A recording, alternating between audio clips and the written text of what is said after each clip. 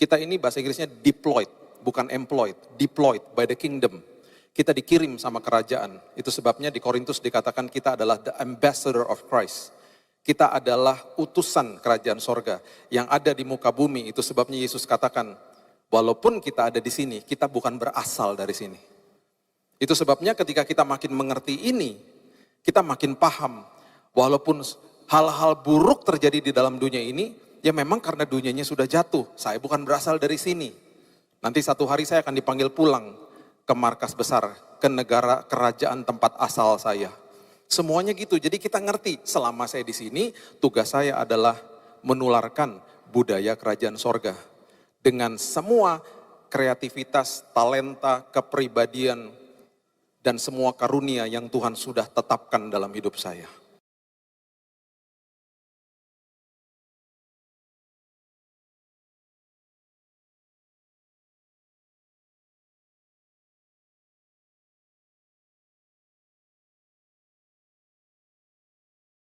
Untuk terus berkarya melayani Tuhan.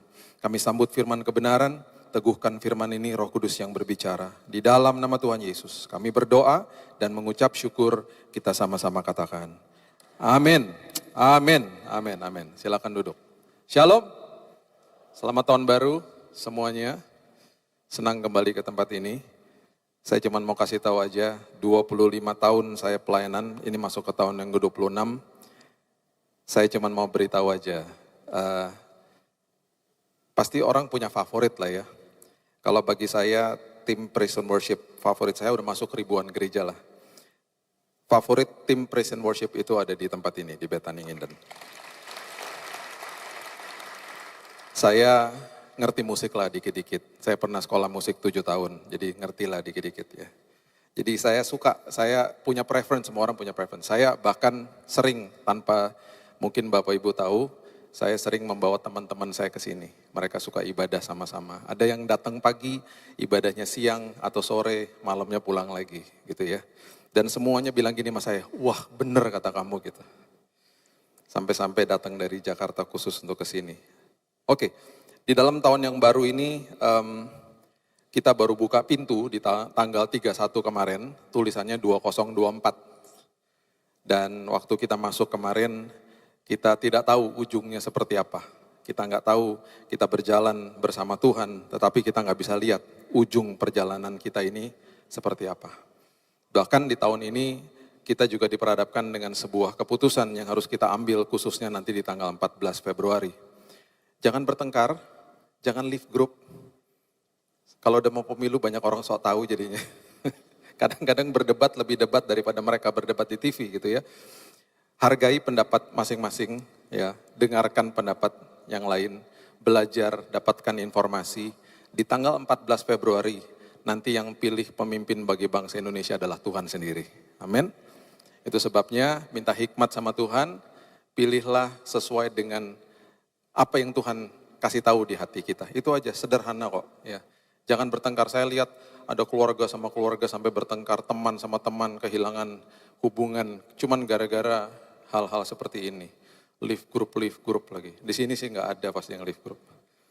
Banyak orang leave group, aduh sampai sedih liatnya. Oke, buka sama-sama saya di Yohanes pasal yang ke-10, ayat yang ke-10. Ini ayat populer, mungkin sudah dihafal juga. Dikatakan gini ya, Yohanes 10 ayat yang ke-10. Pencuri datang hanya untuk mencuri dan membunuh dan membinasakan. Aku datang, Yesus datang, kita barusan merayakan Natal, aku datang, aku tiba di bumi ini dengan wujud manusia, aku datang supaya mereka mempunyai hidup, supaya kita ini mempunyai hidup dan mempunyainya dalam segala abundance atau kelimpahan. Saya tidak pernah mau baca firman Tuhan khususnya pengajaran Yesus. Dan kita sebenarnya nggak boleh lecehkan pengajaran Yesus dengan langsung berpikir bahwa kelimpahan itu sesuatu yang terlihat. Karena dia tidak pernah berbicara konotasinya ke arah situ. Selalu kalau bicara kelimpahan itu ada yang ada di dalam. Jangan kejar hal-hal yang terlihat untuk diperlihatkan kepada orang lain.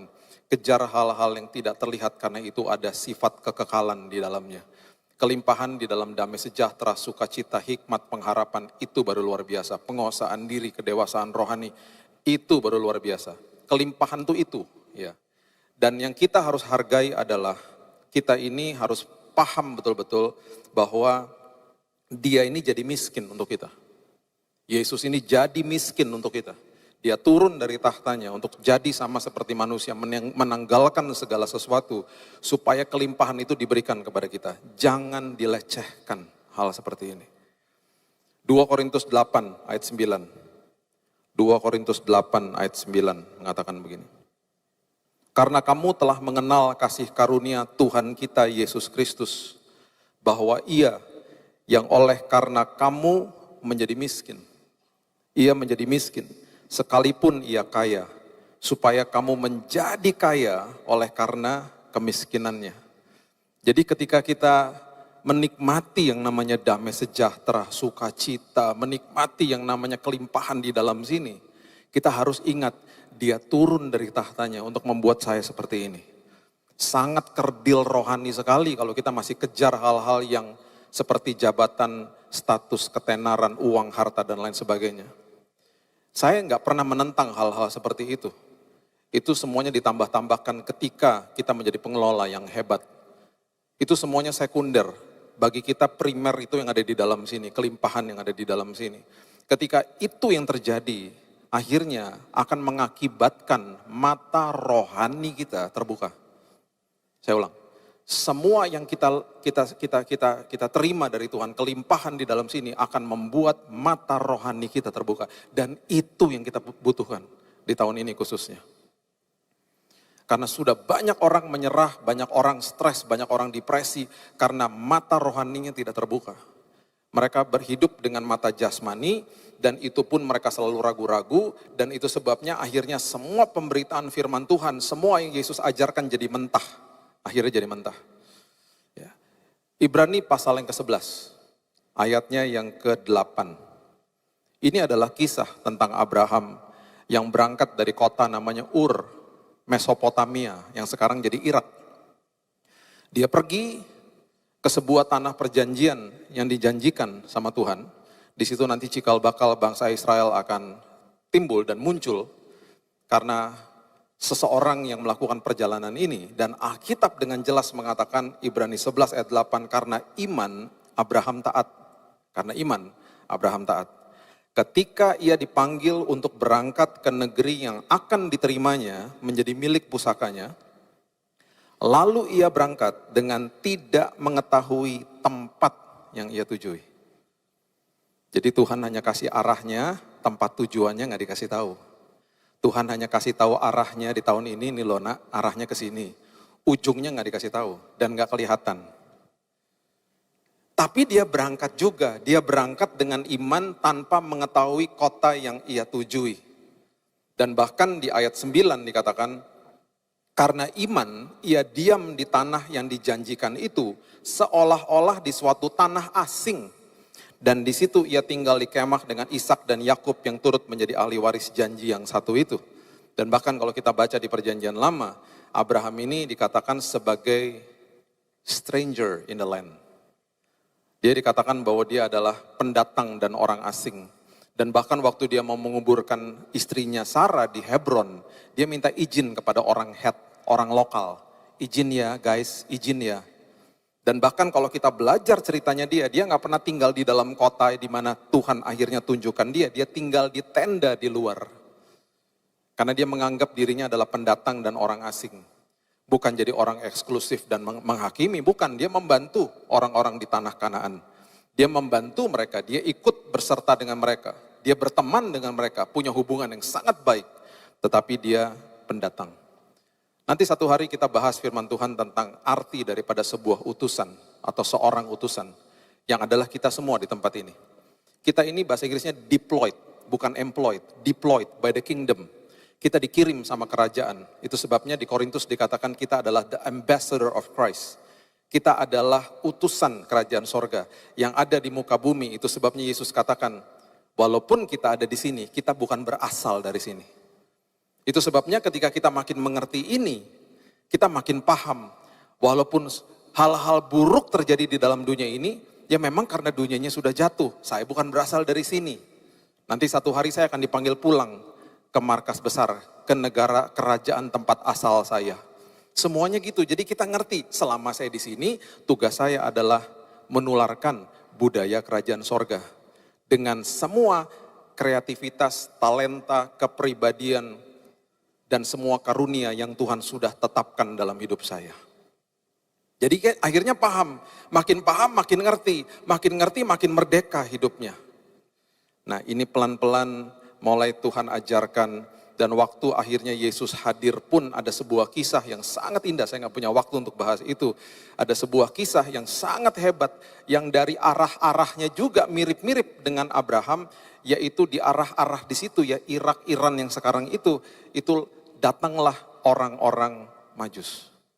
Dan orang Majus waktu mereka sampai ke Yerusalem, mereka tidak pernah tahu bahwa Yesus itu lahir di Bethlehem. Sampai mereka dikonfirmasi oleh Raja Herodes lewat para ahli Taurat yang membuka gulungan kitab-kitab nabi. Jadi bisa bayangkan mereka berangkat dari timur Yerusalem menuju ke Yerusalem.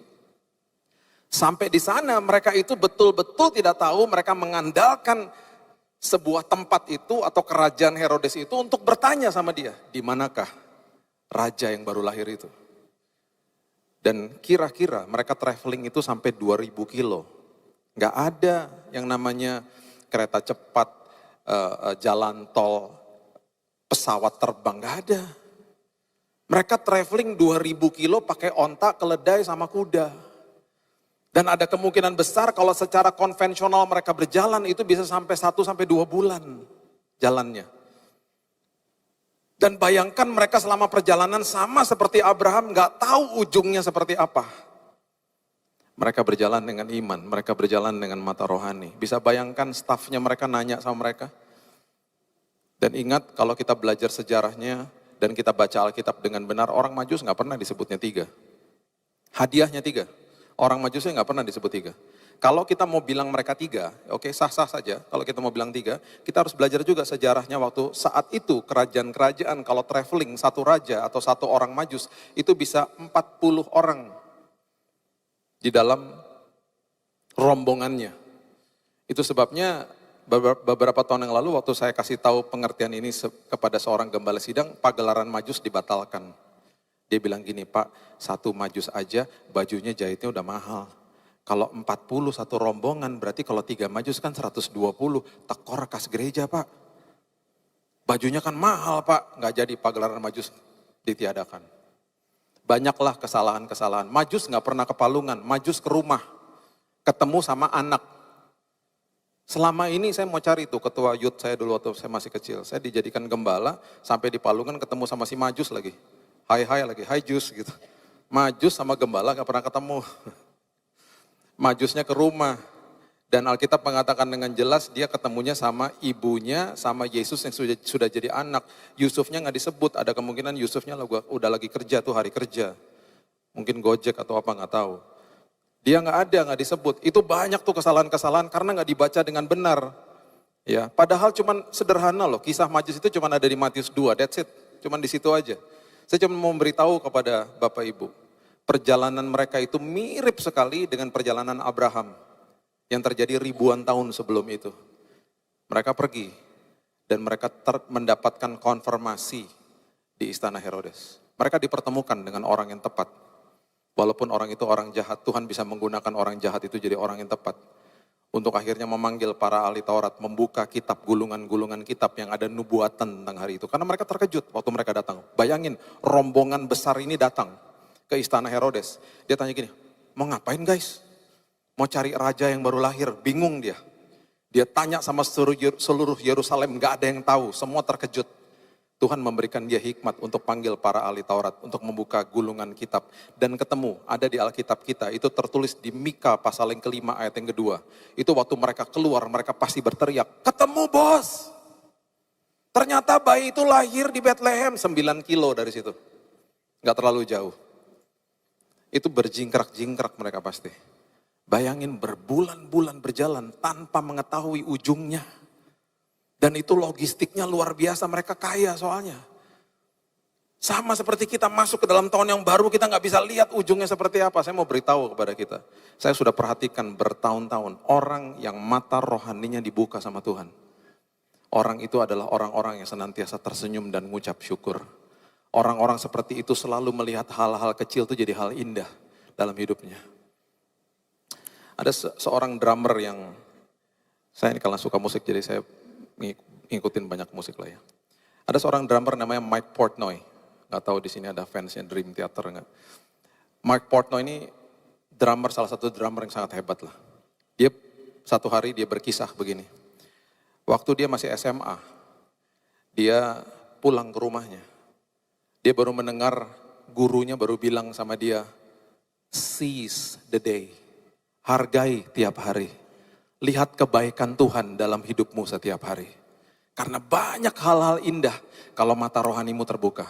Jangan lihat masalah, jangan lihat hal-hal yang kamu bisa lihat secara fisik. Perhatikan hal-hal yang tidak terlihat. Dia pulang ke rumah. Seperti biasa anak SMA diajak main sama temannya. Temannya teriak dari depan rumah, Mike, let's go play. Sebelum dia keluar, dia teringat kata-kata guru itu, seize the day, hargai hari lepas hari. Dia bilang sama temannya, tunggu dulu. Dia masuk ke dalam rumah. Dia ketemu mamanya dan dia peluk mamanya. Dan dia jarang lakukan itu. Dia bilang, Mom, I love you. I love you, Mom. Mamanya bingung. Kenapa nih anak tiba-tiba meluk dia? Habis itu dia pergi main. Di siang hari itu mamanya ada tugas pergi. Tugas pekerjaan. Mamanya pergi naik pesawat terbang. Dan pesawatnya crash, jatuh. Mamanya meninggal sore hari itu. Dia kalau lagi cerita tentang kisah ini, dia katakan begini, hari itu mata rohani saya dibuka.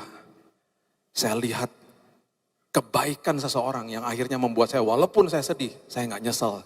Hari itu saya kembali ke dia dan saya peluk dia. We never know, kita nggak pernah tahu. Banyak hal-hal indah yang Tuhan tempatkan dalam sisi kehidupan kita yang kita nggak pernah lihat. Karena kita dibutakan, karena kita selalu iblis tujuannya untuk membutakan kita dari kebaikan Tuhan. Dan kita diperhadapkan dengan masalah, dengan problema yang kita lihat dan kita lupa bahwa banyak hal-hal indah yang terjadi di samping kita. Yohanes pasal yang ke-14, ada sebuah prinsip yang luar biasa. Yohanes 14 ayat yang ke-5, ini Tuhan atau Yesus sedang berdiskusi dengan Thomas. Dan dia katakan begini, ayat yang sangat-sangat hebat. Dikatakan begini, kata Yesus kepadanya, akulah jalan, akulah kebenaran dan hidup. Tidak ada seorang pun datang kepada Bapa kalau tidak melalui aku. Perhatikan kalimat-kalimat ini, aku jalan, kebenaran, dan hidup. Yang dia sedang kasih tahu sama kita adalah gini, nak, masuk jalan sini. Tapi aku gak bisa lihat Tuhan.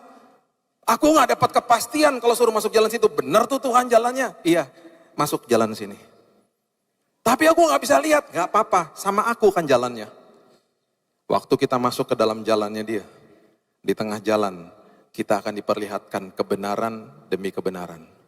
Kita akan belajar kebenaran demi kebenaran. Setelah itu baru kita menikmati hidup yang berkelimpahan. Jalan, kebenaran, dan hidup. Sama dunia dibalik. Sama dunia dibalik. Dunia bilang apa? Gak mau. Itu jalan aku gak bisa lihat kok. Aku gak punya kepastian di situ kok. Aku mau hidup. Dimulai dengan hidup dulu. Aku mulai dengan hidup sesuai dengan keinginanku. Nanti di tengah jalan aku akan membenarkan caraku. Baru aku cari jalannya. Wow. Dibalik sama dunia. Dibalik sama dunia. Karena apa? Orientasinya mata jasmani. Kalau kita ikuti yang Yesus ajarkan jalan kebenaran dan hidup, itu mata rohani. Tetapi sama dunia dibalik, sama iblis dibalik, itu adalah mata jasmani. Gak mau. Kalau sesuatu yang gak pasti gak mau. saya akan hidup sesuai dengan apa yang saya inginkan. Nanti saya akan benarkan apa yang saya lakukan, baru saya cari jalannya. Sama seperti negara Amerika, berapa puluh tahun yang lalu. Kami nggak mau diatur sama kebenaran firman Tuhan. Ini negara didirikan di atas firman Tuhan. Kami nggak mau. Kami maunya apa? Kami mau cara kami sendiri. Kami mau LGBT disahkan. Kami mau supaya aborsi disahkan. Itu keinginan daging kami. Kami mau hidup seperti itu. Akhirnya apa? Mereka membenarkan cara mereka hidup dengan apa? Masuk ke dalam kongres. Minta sama kongres untuk apa? Untuk mensahkan dan melegalkan semua yang mereka lakukan. Disahkan kan hari ini? Perkawinan sesama jenis di semua provinsi, bahkan boleh mengadopsi anak. Bayangkan anak-anak besar di dalam sebuah keluarga, dua-duanya pria, dua-duanya wanita. Itu diperbolehkan di sana. Makin bejat moralnya. Mereka cari hidupnya, mereka tentukan hidupnya seperti itu. Mereka benarkan, baru mereka cari jalannya. Dan orang-orang seperti itu akhirnya hidupnya stres. Karena nggak pernah jalan pakai mata rohani. Itu sebabnya, coba lihat ini. Yesaya 9 ayatnya yang ke-6. Bagi saya firman Tuhan itu buat nagih bagi saya. Saya tuh kalau baca firman, nggak itu di pesawat, nggak di mana gitu ya. Saya tuh suka merinding sendiri, suka sampai hari ini masih suka sering nangis kalau baca firman. Ini beberapa minggu yang lalu Tuhan bukain ayat ini dengan korelasi yang dia katakan. Dia bilang ini, Bill, baca ini Bill. Udah gitu nanti kamu lihat nih apa yang terjadi. Coba lihat ini. Yesaya, itu bagi saya adalah Injil di perjanjian lama. Apalagi Yesaya 53, waduh itu kalau kita baca tentang Christmas ya misalnya, kita kan hanya terpaku misalnya Matius sama Lukas saja, karena cuma 2 kitab itu yang menjelaskan tentang kelahiran Yesus. Kelahiran Yesus itu sudah dibentangkan di perjanjian lama, bahkan ratusan ayat-ayat tentang kelahiran Yesus. Bahkan kalau kita mau lihat, itu kelahiran Yesus itu dibentangkan dari Kejadian sampai Wahyu. Di Wahyu juga ada, oh ada. Yohanes satu-satunya murid yang tidak mati martir menulis tentang sesuatu yang sudah terjadi. Dia tulis, nanti akan ada, waktu itu sudah terjadi, maksudnya terjadi ada iblis yang mau mengejar, memburu sang wanita untuk membunuh anaknya. Oh ada semuanya, sampai kitab Wahyu. Jadi kedatangan Yesus itu luar biasa. Nah kitab Yesaya di ayat 9 ayat 6 dikatakan begini. Sebab seorang anak telah lahir untuk kita. Kita sudah sering baca ayat ini. Seorang putra telah diberikan untuk kita. Lambang pemerintahan ada di atas bahunya. Namanya disebutkan orang. Perhatikan nama ini. Penasehat ajaib. Allah yang perkasa. Bapa yang kekal. Dan setelah itu dikatakan apa? Bapa yang kekal. Dan kemudian Raja damai. Perhatikan urutan-urutan ini. Perhatikan urutan ini. Waktu masuk ke dalam sebuah jalan yang tidak menentu, dia katakan begini, tenang, aku penasehat ajaib. Selagi kamu berjalan, kamu gak bisa lihat ujungnya. I am the wonderful counselor. Aku akan kasih kamu counseling, kamu akan dapat Roh Kudus yang ada di dalammu untuk memberikan kamu nasihat dan wejangan, penasehat ajaib. Waktu lagi kita jalan, kita menemukan kebenaran. Kebenarannya apa? Ternyata Allah saya adalah Allah yang perkasa. Bapa yang kekal. Dan setelah kita ngalamin kebenaran itu, kita mengalami hidup yang berkelimpahan. Dan hidup yang berkelimpahan itu adalah hidup yang merupakan penuh dengan damai dan sukacita. Karena dialah Raja Damai. Korelasinya dahsyat. Korelasinya luar biasa. Dan itu sebabnya dia katakan, aku nih jadi miskin supaya kamu jadi kaya. Ketika kamu masuk ke dalam jalan itu, kamu berteriak, Tuhan ujungnya gak kelihatan Tuhan. Tenang, aku adalah penasehat ajaibmu. Buka mata rohanimu. Saya berikan 4 contoh ini ya, supaya Bapak Ibu mengerti. Yang pertama, ini levelnya ya, saya tutup dengan 4 level ini ya. Ketika mata rohani dicelikan sama Tuhan ya. Jadi gini, level yang pertama, jadi gini, level yang paling tinggi itu yang mana sih? Level yang paling tinggi yang dikatakan imanmu terbesar itu apa gitu. Nah, pertama adalah level yang paling bawah adalah tidak melihat, tidak percaya. Saya tidak lihat, saya tidak percaya. Itu level paling bawah. Itu terjadi sama Raja Ahaz. Nah, Raja Ahaz ini dikepung sama beberapa kerajaan. Ini korelasinya juga luar biasa. Ini terjadi di kitab Yesaya, Raja Ahaz dikepung, kemudian Nabi Yesaya datang kepada dia. Dia bilang gini, Raja, kamu tahu nggak bahwa Tuhan menawarkan pertolongan buatmu? Terus dia bilang gini, saya nggak menyusahin Tuhan. Saya nggak lihat, saya belum lihat apa-apa. Yang saya lihat di depan saya adalah seorang Raja Asyur datang kepada saya dan dia mau menolong saya. Kalau saya bayar dia pakai upeti. Karena saya nggak lihat Tuhan secara fisik, saya nggak percayalah. Itu pasti konteksnya begitu. Nabi Yesaya berusaha untuk tolong dia. Ayo dong percaya dong. Bahkan dikasih validasi begini, Yesaya 7 ayat 14. Pertama kali kata Immanuel keluar di Alkitab, itu diberikan kepada Raja Ahaz. Bayangin coba. Diberitahu begini, Yesaya 7 ayat 14. Sebab itu Tuhan sendirilah yang akan memberikan kepadamu suatu pertanda. Jadi Tuhan yang menolongmu ini adalah Tuhan yang nanti 600 tahun setelah itu akan memberikan sebuah tanda. Sesungguhnya seorang perempuan muda, a virgin, seorang wanita muda ini, seorang perawan mengandung akan melahirkan seorang anak laki-laki dan ia menamakan dia Immanuel. Artinya apa? Tuhan beserta sama kamu. Kamu jangan takut, Tuhan beserta sama kamu, ditolak sama dia. Bayangin loh, tidak lihat dan tidak percaya memang. Itu level paling bawah udah. Singkat cerita, Raja Ahaz mengiyakan pertolongan Raja Asyur. Negaranya akhirnya dijajah secara ekonomi. Dan kalau kita baca tentang anak-anaknya dia, akhirnya ada raja namanya Hizkia. Dikepung sama tentara Asyur akhirnya. 185 tentara Asyur itu ngepung dia. Walaupun memang ditumpas sama Tuhan, ditolong. Itu karena negaranya mau diambil. Ini kerajaan Yehuda, ibu kotanya Yerusalem. Ini level paling bawah. Bayangkan, kata Immanuel itu keluar kepada orang seperti ini. Mau ditolong Tuhan gak mau. Saya gak lihat, saya mau yang pasti-pasti aja. Sesuai dengan mata jasmani. Pastinya begitu, pastinya manusia. Level berikutnya. Udah lihat, tapi tetap gak percaya. Tadi nggak lihat, nggak percaya, ya udahlah itu manusia pada lazimnya begitulah. Sekarang udah lihat, tapi tetap nggak percaya. Banyak orang begitu. Udah lihat, udah tahu ada kesaksian hidup yang luar biasa, nggak percaya. Tetap nggak percaya. Perhatikan Matius 28, ayat 2 sampai ayat 4. Matius 28 ayat 2 sampai ayat yang keempat. Yesus bangkit dari kuburnya. Maka terjadilah gempa bumi yang hebat sebab seorang malaikat Tuhan turun dari langit dan datang ke batu itu dan menggulingkannya lalu duduk di atasnya. Wajahnya bagaikan kilat dan pakaiannya putih bagaikan salju. Dan penjaga-penjaga itu gentar ketakutan dan menjadi seperti orang-orang mati. Menyaksikan prosesi ketika Yesus bangkit. Dilaporkan ke mahkamah agama. Ini bukan hoax, ini kabar betul, kabar benar. Matius 28 ayat 13 mencatat ini. Ketakutan dong mahkamah agamanya. Mereka membuat sebuah hoax yang lebih besar lagi, sebuah kebohongan. Ya.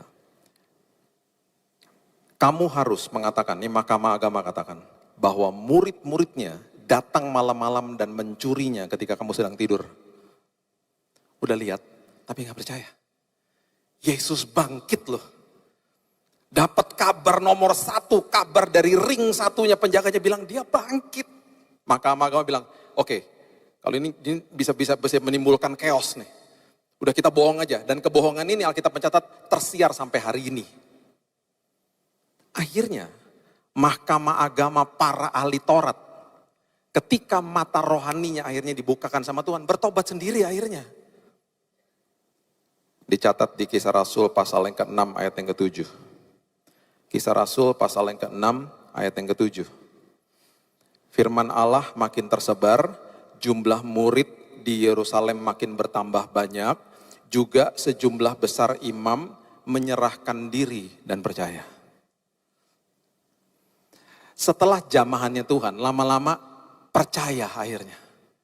Ketika mata rohaninya dibuka, percaya sendiri akhirnya. Lihat kebaikan Tuhan akhirnya. Itu sebabnya Yohanes 12 ayat 37 dan 38 mengatakan begini. Yohanes 12 ayat 37.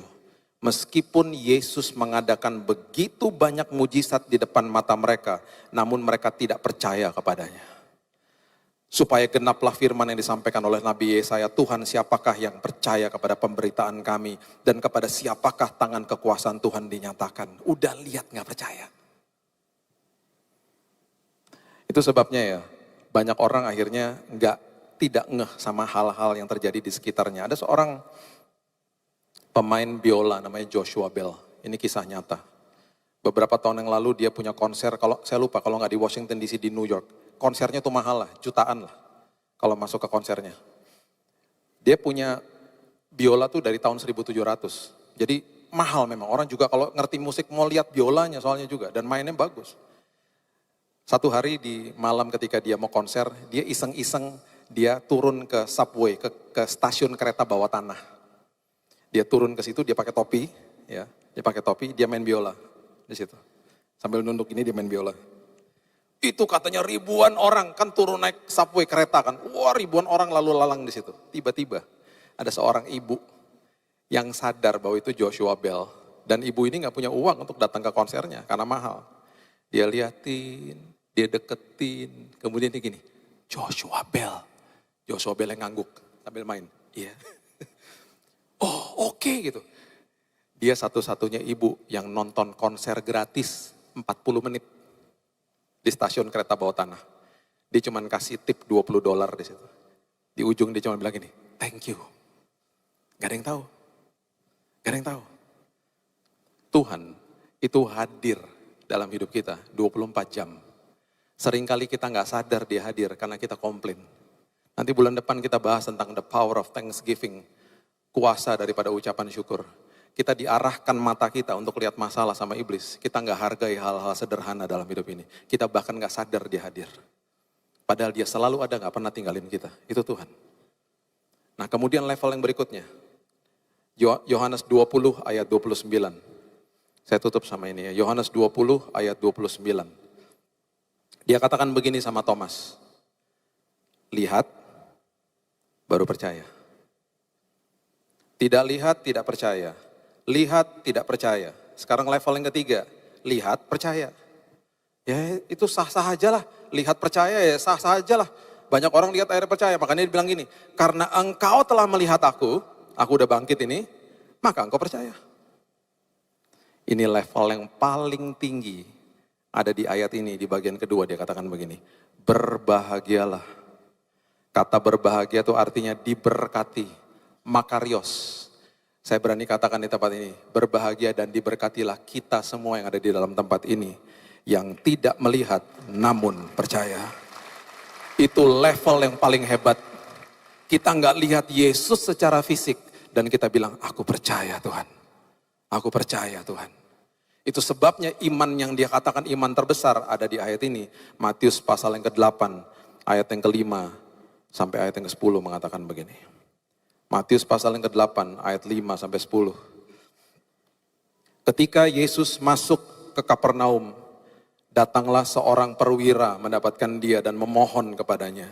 Tuhan, hambaku terbaring di rumah karena sakit lumpuh dan ia sangat menderita. Orang ini orang Romawi.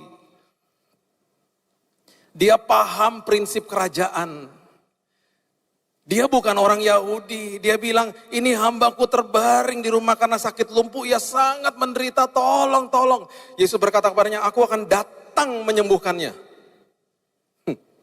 I will come, saya akan datang, I will presently be there. Saya akan physically be there, saya akan secara fisik akan datang menyembuhkan dia. Tetapi jawab perwira itu kepadanya, Tuhan aku tidak layak menerima Tuhan di dalam rumahku, katakan saja sepatah kata, maka hambaku itu akan sembuh. Dengan kata lain, I believe in your word. Saya percaya sama firman-Mu. Engkau enggak usah hadir secara fisik. Firman-Mu sanggup menyembuhkan. Sebab aku sendiri seorang bawahan dan bawahku ada pula prajurit. Jika aku berkata kepada salah seorang prajurit itu pergi, maka ia pergi. Dan kepada seorang lagi datang, maka ia datang. Ataupun kepada hambaku kerjakanlah ini, maka ia akan mengerjakannya. Katakan saja. Dengan kata lain dia mengatakan begini, saya mengerti prinsip kerajaan. Karena dia dari kerajaan Romawi. Setelah Yesus mendengarkan hal itu, heranlah ia. Wow. Yesus heran kepada kita semuanya. Karena kita percaya walaupun kita nggak lihat. Dan berkata kepada mereka yang mengikutinya, aku berkata kepadamu sesungguhnya iman sebesar ini tidak pernah aku jumpai pada seorang pun di antara orang Israel. Dan ayat 13 dia tutup dengan begini. Lalu Yesus berkata kepada perwira itu, pulanglah, jadilah kepadamu seperti yang engkau percaya. Maka pada saat itu sembuhlah hambanya. Bapak Ibu yang datang hari ini mungkin dengan sakit penyakit. Saya percaya di dalam nama Tuhan Yesus. Dan engkau bisa katakan kepada tubuhmu, ada tertulis Tuhan, bilurmu sudah menyembuhkan aku. Terjadilah sesuai dengan imanmu. Terjadilah sesuai dengan imanmu. Saya tutup sama kisah nyata ini ya. Ini kisah tentang papa saya. Papa saya, semua orang pasti ada kekurangan. Ya, semua ada kekurangan. Tetapi salah satu kehebatan daripada papa saya adalah dia sangat mengasihi mama. Dan dia sering memberikan bunga kepada mama saya. Sampai-sampai anak-anak suka bingung. Pak, ini kan bukan hari Natal, ini kan bukan hari ulang tahun, ini kan bukan Valentine. Jawaban dia apa? Emangnya harus hari ulang tahun sama Valentine kalau kasih bunga? Mama saya pernah staycation, cuman sehari pergi sama kakak-kakak nginep di hotel, itu pun juga di kota Jakarta. Besoknya pulang ada bunga segede-gede bagong, tulisannya welcome home. Please deh Pak. Kenapa sih segede-gede gitu? Kangen, elah. That's my dad. Tanggal 7 Juli tahun 2010, mereka berdua keluar dari rumah, karena papa mau nganterin mama pergi ke kelompok sel seperti FA di sebelah rumah. Sebelah rumah tuh rumah kakaknya mama saya, rumah tante saya. 6:30, papa nganterin dia ke pagar, papa bilang sama dia, mereka kalau ngomong bahasa Belanda, Eke nggak ikut ya. Mama bilang, ya kenapa? Terus itu kan ada cucu di rumah, nanti kalau sempat nyusul aja. Gitu. Jadi mama pergi, diliatin sama dia. Sampai di depan pagar sana, mama lihat-lihatan sama dia, 6:30 malam, mama bilang gini, Ye masuk dulu. Papa bilang, ne, ye mar, ye dulu. Mama bilang lagi, ne, ye duluan. Begitu ya terus. Sampai akhirnya mama nyerah. Mama yang masuk, bye, bye. Itu bye-bye terakhir. Itu pandangan mereka terakhir. Karena di jam 7 malam ketika dia lagi nonton televisi sama cucunya, sama adik saya, dia mengembuskan nafas terakhir, dipanggil Tuhan. Sangat tenang. Dia hanya menundukkan kepala seperti begini, dan dia pergi selama-lamanya. Adik saya nggak tahu. Adik saya pikir papa lagi tidur. Jadi sempat setelah 15 menit, Pak, gubrak badannya jatuh. Saya lagi on the way ke ulang tahun anak saya setelah dapat kabar itu. Waktu saya sampai di UGD, saya sudah menemukan dia sudah jenazah. Saya nggak ingat, yang saya ingat cuman saya dikasih tahu, kamu tadi cukup histeris sih Bill, kamu sempat naik di atas badannya dia sambil pelukin dia. I lost my best friend. Saya kehilangan teman baik saya yang juga ayah saya. Yang saya mau saksikan kepada Bapak Ibu adalah ketika dia disemayamkan, yang datang adalah tukang bakso, tukang becak, tukang bajai, sama abang pos, tukang pos. Dan mereka katakan begini, Bapak ini adalah Bapak yang baik. Dia memperkenalkan kami kepada Yesus. Seumur hidupnya kita nggak pernah tahu dia suka nongkrong di pinggir jalan. Makanya mama suka bilang gini, kok pulangnya agak telat gitu. Rupanya suka nongkrong di pinggir jalan. Orangnya intim, suka ngobrol. Rupanya dia beritakan firman.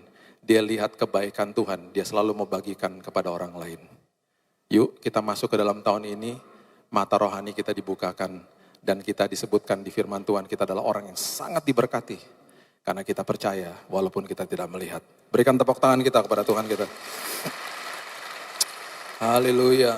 Bapak yang baik, terima kasih buat tahun yang baru. Seperti Abraham, seperti orang Majus yang berjalan tanpa tahu ujungnya seperti apa. Kami juga seperti mereka berjalan dengan iman. Kami percaya Tuhan, perjalanan kami dengan Tuhan akan membawa damai sejahtera, sukacita. Kami punya kekayaan yang luar biasa di dalam sini Tuhan. Karena kami berjalan bersama Tuhan. Menemui kebenaran itu dan menemui sebuah kehidupan yang berkelimpahan. Terima kasih Bapak yang baik. Aku percaya Tuhan di tahun ini yang sakit disembuhkan, pemulihan keluarga terjadi, merupakan tahun yang penuh dengan mujizat. Karena kami berjalan bersama Raja Damai, Raja atas segala Raja. Meteraikan firman ini Tuhan, dan kami akan pasti hidup kami penuh kesaksian. Hanya di dalam nama Tuhan Yesus. Kami sudah berdoa dan mengucap syukur, kita sama-sama katakan. Amin. Tuhan berkati.